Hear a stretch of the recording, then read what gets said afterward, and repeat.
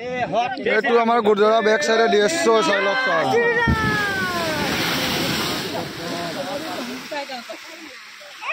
আমি ঘাট গিয়া দিমি দি দেবে ঘাট দি পেলাই আৰু মেট দি পেলাই এইটো কমপ্লিট কৰি দিয়া হ'ল। এই যিডোখৰ খহাইছে আজি এতিয়া 2.5 ঘণ্টাৰ আগলৈকে মানুহে ইয়াত কাম কৰি আছে আৰু মই নিজেও 2 ঘণ্টা 2.5 ঘণ্টা আগতে ইয়াৰ পৰা গৈছোঁ।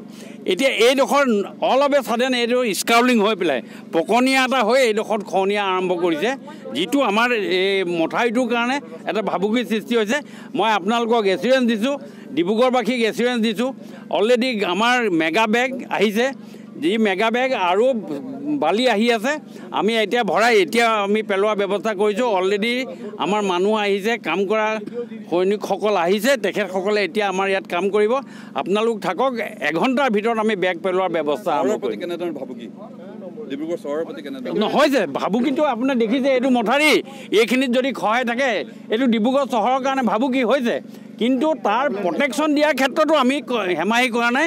এতিয়া আপুনি চাব, এতিয়া যিখিনি কাম আছে আমি প্ৰটেকশ্যন এতিয়া ৰাখি দিম আৰু তাৰপাছত কাইলৈৰ পৰা আমি পাৰ্মানেণ্ট মেট দি পেলাই যেনেকৈ সেই আগতে মেট দিছোঁ এই তেনেকৈ মেট দিয়াৰ ব্যৱস্থা আমি এই সকলোখিনিতে কৰা আমি এটা ব্যৱস্থা হাতত ল'ম।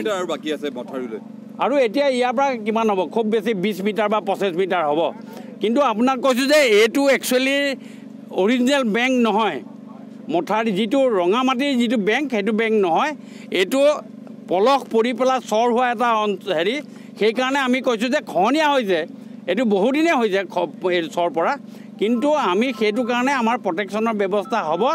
আৰু আপোনালোকক ডিব্ৰুগড়বাসীক লগতে সাংবাদিক বন্ধুসকলক মই কৈছোঁ যে এইটো কাৰণে আপুনি চিন্তা নকৰিব। ইয়াৰ কাৰণে ৰাতি দিন খাটি হ'লেও এইটো ব্যৱস্থা আমি উইদিন আৰু 5-10 মিটাৰৰ ভিতৰত আমি ৰাখি দিম।